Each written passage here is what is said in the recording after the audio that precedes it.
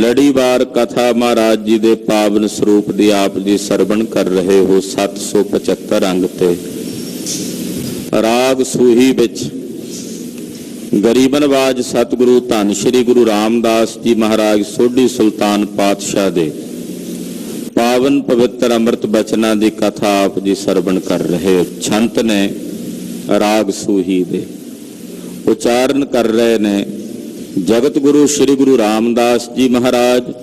ਉਹਦੇ ਪਾਵਨ ਛੰਤ ਜੋ ਅੱਜ ਆਪਾਂ ਵਿਚਾਰਨੇ ਹਨ, ਇਹ 775 ਅੰਗ ਮਹਾਰਾਜ ਜੀ ਦੇ ਪਾਵਨ ਸਰੂਪ ਤੇ ਸੁਭਾਏਮਾਨ ਨੇ। ਸਰਵਣ ਕਰਨ ਤੋਂ ਪਹਿਲਾਂ ਹਾਜ਼ਰੀ ਲਵਾਉਂਦੇ ਆਖੀਏ ਜੀ ਸਤਨਾਮ ਸ਼੍ਰੀ ਵਾਹਿਗੁਰੂ ਸਾਹਿਬ ਜੀ। ਰਾਗ ਸੂਹੀ ਸ਼ੰਤ ਮਹੱਲਾ ਚੌਥਾ ਘਰ ਤੀਜਾ। ਇੱਕ ਓੰਕਾਰ ਸਤਿਗੁਰ ਪ੍ਰਸਾਦ। ਰਾਗ ਸੂਹੀ ਹੈ ਔਰ ਛੰਤ ਚੌਥੇ ਪਾਤਸ਼ਾਹ ਧੰਨ ਗੁਰੂ ਰਾਮਦਾਸ ਜੀ ਮਹਾਰਾਜ ਜੀ ਉਚਾਰਨ ਕਰ ਰਹੇ ਨੇ। ਘਰ ਤੀਜੇ ਵਿੱਚ ਇਹਨਾਂ ਛੰਤਾਂ ਨੂੰ ਗਾਇਨ ਕਰਨ ਦਾ ਹੁਕਮ ਹੈ। ਵਾਹਿਗੁਰੂ ਇੱਕ ਹੈ, ਅਦੁੱਤੀ ਓੰਕਾਰ ਜੋ ਸਾਰਿਆਂ ਵਿੱਚ ਵਿਆਪਕ ਔਰ ਸਰਬ ਦਾ ਪ੍ਰਕਾਸ਼ਕ ਹੈ। ਸਤ ਦਾ ਉਪਦੇਸ਼ ਦੇਣ ਵਾਲੇ ਗੁਰੂ ਦੀ ਕਿਰਪਾ ਦੁਆਰਾ ਇਸ ਪਰਮੇਸ਼ਰ ਦੇ ਸਰੂਪ ਦੀ ਪ੍ਰਾਪਤੀ ਹੁੰਦੀ ਹੈ। ਆਵਹੋ ਸੰਤ ਜਨ ਹੋ ਗੁਣ ਗਾਵਹਿ ਗੋਵਿੰਦ ਕੇਰੇ ਰਾਮ। ਇਹ ਸੰਤ ਜਨੋ ਆਵੋ, ਸਤ ਸੰਗਤ ਵਾਲੇ ਸਥਾਨ ਤੇ ਆ ਕੇ ਇਕੱਤਰ ਹੋਵੋ ਔਰ ਸੰਗਤੀ ਰੂਪ ਵਿੱਚ ਇਕੱਤਰ ਹੋ ਕੇ ਗੋਬਿੰਦ ਦੇ ਗੁਣ ਗਾਵੋ, ਨਿਰੰਕਾਰ ਦੇ ਗੁਣ ਗਾਵੋ, ਗੋਬਿੰਦ ਕੇ ਗੁਣ ਗਾਵੋ। ਸੰਗਤ ਵਿੱਚ ਆ ਕੇ ਗਾਇਨ ਕਰਨ ਦਾ ਹੁਕਮ ਕਰ ਰਹੇ ਨੇ, ਕਿਉਂਕਿ ਸੰਗਤ ਵਿੱਚ ਆ ਕੇ ਹਰੀ ਦੇ ਗੁਣ ਗਾਇਨ ਕੀਤਿਆਂ ਮਨ ਅਸਰ ਵੱਧ ਕਬੂਲਦਾ ਹੈ। ਇਕੱਲੇ ਬੈਠੇ ਦਾ ਮਨ ਕਈ ਵਾਰੀ ਬਦ ਫੈਲੀਆਂ ਕਰਨ ਲੱਗ ਪੈਂਦਾ, ਨਾ ਕਰੇ ਤੇ ਕਹਿੰਦਾ ਚੱਲ ਪੈ ਜਾ ਝੱਟ, ਛੱਡ ਪਰੇ ਅੱਜ ਨਿਤਨੇਮ ਨੂੰ। ਸੰਗਤ ਵਿੱਚ ਆ ਕੇ ਘੰਟਾ ਅੱਧਾ ਘੰਟਾ ਜਦੋਂ ਬਹਿੰਦਾ, ਭਾਵੇਂ ਹੱਠ ਤੱਪ ਨਾਲ ਹੀ ਬੈਠੇ, ਕੁਝ ਸਮਾਂ ਤਾਂ ਬੈਠਦਾ ਨਾ, ਕਿੱਡਾ ਵੱਡਾ ਗੁਣ ਹੋਇਆ ਫਿਰ ਸੰਗਤ ਦਾ। ਤੋ ਮਹਾਰਾਜ ਜੀ ਕਹਿੰਦੇ ਆ ਸੰਗਤੀ ਰੂਪ ਵਿੱਚ ਮਨ 'ਚ ਗੁਰੂ ਦਾ ਭੈ ਤੇ ਅਦਬ ਰੱਖ ਕੇ ਹਰੀ ਅਕਾਲ ਪੁਰਖ ਪਰਮੇਸ਼ਰ ਦੇ ਗੋਬਿੰਦ ਦੇ ਗੁਣ ਗਾਵੋ। ਹਾਂਜੀ, ਗੁਰਮੁਖ ਮਿਲ ਰਹੀਐ ਘਰ ਵਾਜੈ ਸ਼ਬਦ ਕਨੇਰੇ ਰਾਮ। ਗੁਰੂ ਦੇ ਪਿਆਰਿਆਂ ਗੁਰਮੁਖਾਂ ਨਾਲ ਮਿਲ ਕੇ ਰਹੀਏ, ਗੁਰਮੁਖਾਂ ਦੀ ਸੰਗਤ ਕਰੀਏ। ਕਿਹਨਾਂ ਗੁਰਮੁਖਾਂ ਦੀ ਸੰਗਤ ਕਰੀਏ? ਜਿਨ੍ਹਾਂ ਗੁਰਮੁਖਾਂ ਦੇ ਘਰ ਦੇ ਵਿੱਚ ਅੱਠੇ ਪੈਰ ਨਿਰੰਕਾਰ ਦੀ ਬਾਣੀ ਦੇ ਸ਼ਬਦ ਗੱਜਦੇ ਹੈ, ਜਿਨ੍ਹਾਂ ਦੇ ਘਰ ਵਿੱਚ ਹਮੇਸ਼ਾ ਗੁਰਬਾਣੀ ਦਾ ਜਾਪ ਹੁੰਦਾ, ਯਾਨੀ ਕਿ ਜਿਹੜੇ ਗੁਰਮੁਖ ਹਮੇਸ਼ਾ ਗੁਰਬਾਣੀ ਪੜ੍ਹਦੇ ਹੈ, ਜਿਨ੍ਹਾਂ ਦੇ ਹਿਰਦੇ ਵਿੱਚ ਹਮੇਸ਼ਾ ਗੁਰੂ ਕੇ ਸ਼ਬਦਾਂ ਦਾ ਜਾਪ ਹੋ ਰਿਹਾ ਹੁੰਦਾ। ਭਾਈ ਇਹੋ ਜਿਹੇ ਗੁਰਮੁਖਾਂ ਨਾਲ ਮਿਲ ਕੇ ਰਹਿਣਾ ਚਾਹੀਦਾ, ਇਹੋ ਜਿਹੇ ਗੁਰਮੁਖਾਂ ਦੀ ਸੰਗਤ ਕਰਨੀ ਚਾਹੀਦੀ, ਜਿਹੜੇ ਅੱਠੇ ਪੈਰ ਨਿਰੰਤਰ ਵਾਹਿਗੁਰੂ ਪਰਮੇਸ਼ਰ ਦੀ ਬਾਣੀ ਦਾ ਜਾਪ ਕਰਦੇ ਹਨ। ਸ਼ਬਦ ਕਨੇਰੇ ਹਰ ਪ੍ਰਭ ਤੇਰੇ ਤੂੰ ਕਰਤਾ ਸਭ ਥਾਈ। ਇਹ ਵਾਹਿਗੁਰੂ ਤੇਰੇ ਕਨੇਰੇ ਹੀ ਸ਼ਬਦ ਨੇ, ਕੋਈ ਇੱਕ ਸ਼ਬਦ ਥੋੜੀ ਹੈ ਪਰਮੇਸ਼ਰ ਦਾ।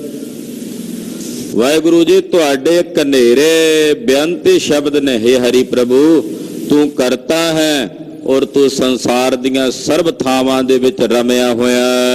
ਅਹਨਿਸ ਜਪੀ ਸਦਾ ਸਾਲਾਹੀ ਸਾਚ ਸ਼ਬਦ ਲਿਵ ਲਾਈ। ਜਿਹੜੇ ਰੱਬ ਦੇ ਪਿਆਰੇ ਨੇ ਉਹ ਰਾਤ ਦਿਨ ਵਾਹਿਗੁਰੂ ਪਰਮੇਸ਼ਰ ਦੇ ਜਾਪ ਨੂੰ ਜਪਦੇ ਨੇ ਔਰ ਸਦਾ ਉਸ ਵਾਹਿਗੁਰੂ ਪਰਮੇਸ਼ਰ ਨੂੰ ਸਲਾਉਂਦੇ ਐ ਔਰ ਸੱਚੇ ਸ਼ਬਦ ਦੇ ਨਾਲ ਆਪਣੀ ਲਿਵ ਲਾ ਕੇ ਰੱਖਦੇ ਹਨ। ਅਨ ਦਿਨ ਸਹਿਜ ਰਹਿ ਰੰਗ ਰਾਤਾ ਰਾਮ ਨਾਮ ਰਿਦ ਪੂਜਾ। ਰਾਤ ਦਿਨ ਰੱਬ ਦੇ ਪਿਆਰੇ ਸਹਿਜ ਦੇ ਰੰਗ ਵਿੱਚ ਰੱਤੇ ਹੋਏ ਰਾਮ ਦੇ ਨਾਮ ਨੂੰ ਆਪਣੇ ਹਿਰਦੇ 'ਚ ਵਸਾ ਕੇ ਇਹੀ ਪੂਜਾ ਕਰਦੇ। ਰਾਮ ਨਾਮ ਨੂੰ ਹਿਰਦੇ 'ਚ ਵਸਾਉਣਾ ਹੀ ਉਹਨਾਂ ਦੀ ਪਰਮੇਸ਼ਰ ਦੀ ਪੂਜਾ ਹੈ। ਨਾਨਕ ਗੁਰਮੁਖ ਏਕ ਪਛਾਣੈ, ਅਵਰ ਨਾ ਜਾਣੈ ਦੂਜਾ। ਧੰਨ ਸ੍ਰੀ ਗੁਰੂ ਰਾਮਦਾਸ ਜੀ ਮਹਾਰਾਜ ਜੀ ਕਹਿੰਦੇ ਕਿ ਗੁਰਮੁਖ ਕੇਵਲ ਇੱਕ ਨੂੰ ਪਛਾਣਦੇ ਹੈ। ਇੱਕ ਅਕਾਲ ਪੁਰਖ ਪਰਮੇਸ਼ਰ ਤੋਂ ਬਿਨਾਂ ਉਹ ਕਿਸੇ ਦੂਜੇ ਨੂੰ ਨਹੀਂ ਜਾਣਦੇ। ਅਵਰ ਨਾ ਜਾਣੈ ਦੂਜਾ, ਉਹ ਕਿਸੇ ਦੂਜੇ ਨੂੰ ਨਹੀਂ ਜਾਣਦੇ। ਸਭ ਮਹਿ ਰਵ ਰਹਿਆ, ਸੋ ਪ੍ਰਭ ਅੰਤਰ ਜਾਮੀ ਰਾਮ। ਉਹ ਵਾਹਿਗੁਰੂ ਸਾਰਿਆਂ ਵਿੱਚ ਰਮ ਰਿਹਾ ਹੈ, ਸਭ ਦਿਆਂ ਦਿਲਾਂ ਦੀਆਂ ਜਾਣਨ ਵਾਲਾ, ਸਭ ਦੇ ਅੰਦਰ ਦੀ ਜਾਣਨ ਵਾਲਾ, ਉਹ ਅੰਤਰਜਾਮੀ ਹੈ। ਗੁਰ ਸ਼ਬਦ ਰਵੈ ਰਵ ਰਹਿਆ, ਸੋ ਪ੍ਰਭ ਮੇਰਾ ਸੁਆਮੀ ਰਾਮ। ਜਿਹੜੇ ਗੁਰੂ ਦੇ ਸ਼ਬਦ ਦੁਆਰਾ ਉਸ ਪਰਮੇਸ਼ਰ ਦੇ ਜਾਪ ਨੂੰ ਜਪਦੇ ਨੇ, ਕਿਸ ਪਰਮੇਸ਼ਰ ਦੇ ਜਾਪ ਨੂੰ ਜਿਹੜਾ ਸਾਰਿਆਂ 'ਚ ਰਮ ਰਿਹਾ, ਉਹੀ ਮੇਰਾ ਸੁਆਮੀ ਹੈ। ਸੋ ਪ੍ਰਭ ਮੇਰਾ ਸੁਆਮੀ ਰਾਮ। ਮੇਰਾ ਸੁਆਮੀ ਉਹ ਹੈ ਜਿਹੜਾ ਸਾਰਿਆਂ ਵਿੱਚ ਰਹਿੰਦਾ, ਜਿਹੜਾ ਸਤਵੇਂ ਆਕਾਸ਼ ਵਿੱਚ ਰਹਿੰਦਾ, ਉਹ ਮੇਰਾ ਸੁਆਮੀ ਨਹੀਂ। ਮੇਰਾ ਸੁਆਮੀ ਇਹੋ ਜਿਹਾ ਕੋਈ ਆਕਾਸ਼ ਹੈ ਹੀ ਨਹੀਂ, ਇਹੋ ਜਿਹਾ ਕੋਈ ਜੀਵ ਹੈ ਹੀ ਨਹੀਂ ਜਿਹਦੇ ਵਿੱਚ ਉਹ ਨਹੀਂ ਵਸਦਾ। ਉਹ ਸਾਰਿਆਂ ਵਿੱਚ ਵਸਦਾ, ਜਿਹੜਾ ਸਾਰਿਆਂ 'ਚ ਰਹਿੰਦਾ ਉਹੀ ਮੇਰਾ ਸੁਆਮੀ ਹੈ। ਪ੍ਰਭ ਮੇਰਾ ਸੁਆਮੀ ਅੰਤਰ ਜਾਮੀ, ਘਟ ਘਟ ਰਵਿਆ ਸੋਈ। ਮੇਰਾ ਪ੍ਰਭੂ ਸਾਰਿਆਂ ਦੇ ਦਿਲਾਂ ਦੀ ਜਾਣਨ ਵਾਲਾ ਸੁਆਮੀ ਅੰਤਰਜਾਮੀ ਹੈ। ਉਹ ਘਟ ਘਟ ਵਿੱਚ ਰਮਿਆ ਹੋਇਆ, ਹਰ ਜ਼ਰਰੇ ਵਿੱਚ, ਹਰ ਕਣ ਦੇ ਵਿੱਚ ਉਹੀ ਵਿਆਪਕ ਹੈ। ਗੁਰਮਤਿ ਸੱਚ ਪਾਈਐ, ਸਹਿਜ ਸਮਾਈਐ, ਤਿਸ ਬਿਨ ਅਵਰ ਨਾ ਕੋਈ। ਗੁਰੂ ਦੀ ਮੱਤ ਦੁਆਰਾ ਸੱਚ ਦੀ ਪ੍ਰਾਪਤੀ ਕਰੀਏ ਤੇ ਸਹਿਜ ਵਿੱਚ ਸਮਾਈ ਹੁੰਦੀ ਹੈ।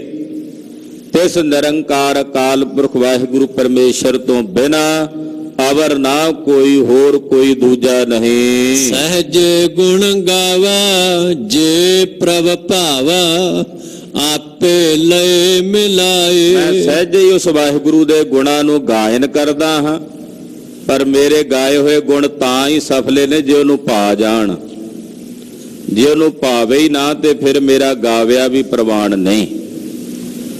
ਸਹਿਜੇ ਗੁਣ ਗਾਵਾ, ਜੇ ਪ੍ਰਭ ਭਾਵਾ, ਜੇ ਉਸ ਪ੍ਰਭੂ ਨੂੰ ਪਾ ਜਾਵੇ। ਜਾਂ ਇਦਾਂ ਕਹਿ ਸਕਦੇ, ਜਦੋਂ ਉਹਨੂੰ ਪਾਉਂਦਾ ਮੈਂ ਫਿਰ ਗਾਉਣਾ,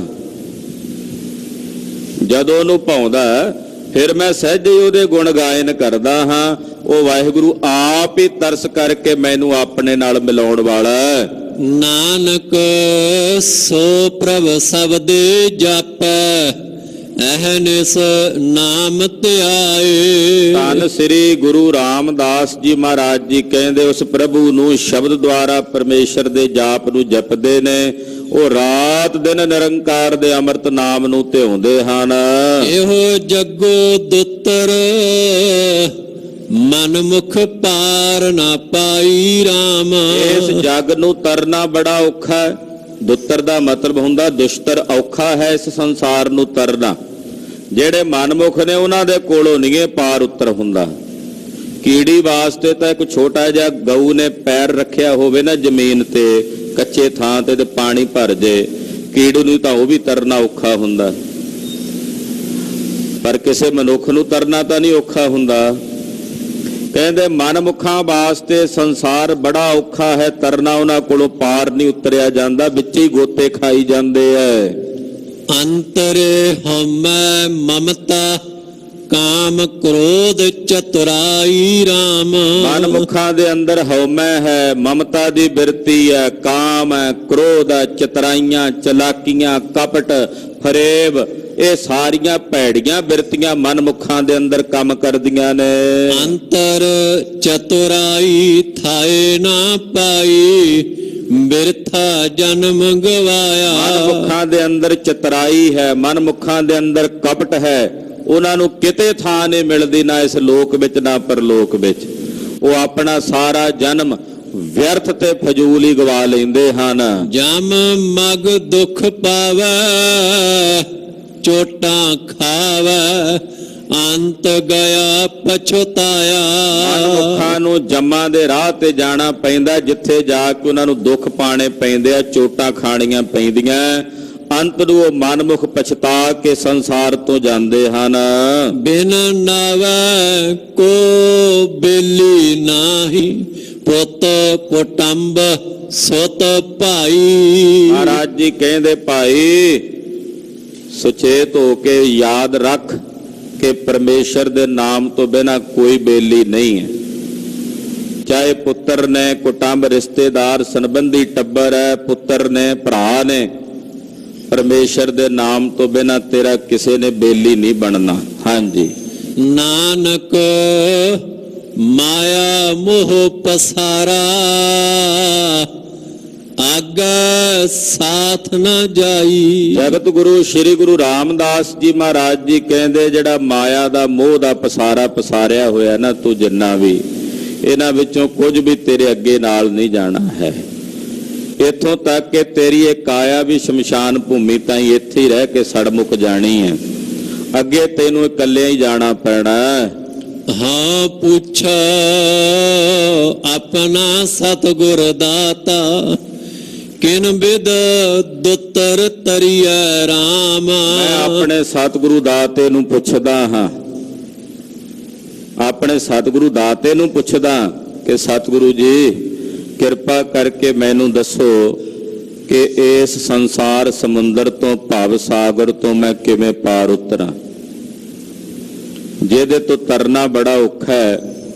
ਸਤਿਗੁਰੂ ਜੀ ਤੁਸੀਂ ਕਿਰਪਾ ਕਰੋ, ਦਇਆ ਕਰੋ, ਮੈਨੂੰ ਇਹ ਦੱਸੋ ਕਿਨ ਬਿਦ ਦੁੱਤਰ ਤਰੀਐ ਰਾਮ। ਇਸ ਭਵ ਸਾਗਰ ਤੋਂ ਮੈਂ ਕਿਵੇਂ ਤਰਾਂ, ਇਹਦੇ ਤੋਂ ਮੇਰਾ ਪਾਰ ਉਤਾਰਾ ਕਿਵੇਂ ਹੋਵੇ। ਸਤਿਗੁਰੂ ਜੀ ਨੂੰ ਕਹਿੰਦੇ ਇਸ ਤਰ੍ਹਾਂ ਪੁੱਛਾਂ। ਤੇ ਜਦੋਂ ਸਤਿਗੁਰਾਂ ਨੂੰ ਪੁੱਛਿਆ ਫਿਰ ਸਤਿਗੁਰੂ ਜੀ ਨੇ ਅੱਗੋਂ ਦੱਸਿਆ, ਸਤਿਗੁਰ ਭਾਏ ਚੱਲੋ ਜੀਵਤਿਆ ਇਵ ਮਰੀਐ ਰਾਮ। ਸਤਿਗੁਰੂ ਜੀ ਨੇ ਅੱਗੋਂ ਦੱਸਿਆ, ਸਿੱਖਾ ਸਤਿਗੁਰਾਂ ਦੇ ਭਾਣੇ ਵਿੱਚ ਚੱਲ, ਗੁਰੂ ਦੇ ਹੁਕਮ 'ਚ ਚੱਲ, ਗੁਰੂ ਦੀ ਰਜ਼ਾ ਵਿੱਚ ਚੱਲ। ਔਰ ਜਿਉਂਦਿਆਂ ਜੀ ਆਪਣੇ ਹਿਰਦੇ 'ਚੋਂ ਆਪਣੀ ਮੈਂ ਨੂੰ, ਆਪਣੀ ਹਸਤੀ ਨੂੰ ਮਾਰ ਕੇ ਖਤਮ ਕਰ ਦੇ। ਜਦੋਂ ਇਸ ਤਰੀਕੇ ਨਾਲ ਚੱਲੇਗਾ, ਜੀਵਤਿਆ ਮਰੀਐ ਭੌਜਲ ਤਰੀਐ ਗੁਰਮੁਖ ਨਾਮ ਸਮਾਵੈ। ਕਹਿੰਦੇ ਜਦੋਂ ਜਿਉਂਦਿਆਂ ਜੀ ਆਪਣੇ ਹਿਰਦੇ 'ਚੋਂ ਆਪਣੀ ਮੈਂ ਮੇਰੀ ਨੂੰ ਮਾਰ ਲਵੇਂਗਾ ਤੇ ਇਸ ਭਵਜਲ ਤੋਂ ਤਰ ਜਾਏਗਾ। ਇਹੀ ਤਰੀਕਾ ਤਰਨ ਦਾ। ਜੀਵਤ ਭਾਵ ਕਰਕੇ ਮਰਨ ਦਾ ਮਤਲਬ ਕੀ ਹੈ, ਜੇ ਸਮਝਣਾ ਹੋਵੇ ਤਾਂ ਇਦਾਂ ਸਮਝ ਲਈਏ ਕਿ ਸਾਡਾ ਜਨਮ ਸਾਡੀ ਮਰਜ਼ੀ ਨਾਲ ਨਹੀਂ ਹੋਇਆ ਤੇ ਸਾਡਾ ਮਰਨਾ ਵੀ ਸਾਡੀ ਮਰਜ਼ੀ ਨਾਲ ਨਹੀਂ ਹੋਣਾ। ਜੇ ਸਾਡਾ ਜਨਮ ਸਾਡੀ ਮਰਜ਼ੀ ਨਾਲ ਨਹੀਂ ਹੈ ਤੇ ਸਾਡਾ ਮਰਨਾ ਵੀ ਸਾਡੀ ਮਰਜ਼ੀ ਨਾਲ ਨਹੀਂ ਹੈ, ਤੇ ਜਨਮ ਤੇ ਮਰਨ ਦੇ ਵਿਚਕਾਰਲੀ ਜ਼ਿੰਦਗੀ ਦੇ ਵਿੱਚ ਸਾਡੀ ਮਰਜ਼ੀ ਕਿਵੇਂ ਕੰਮ ਕਰ ਸਕਦੀ ਹੈ।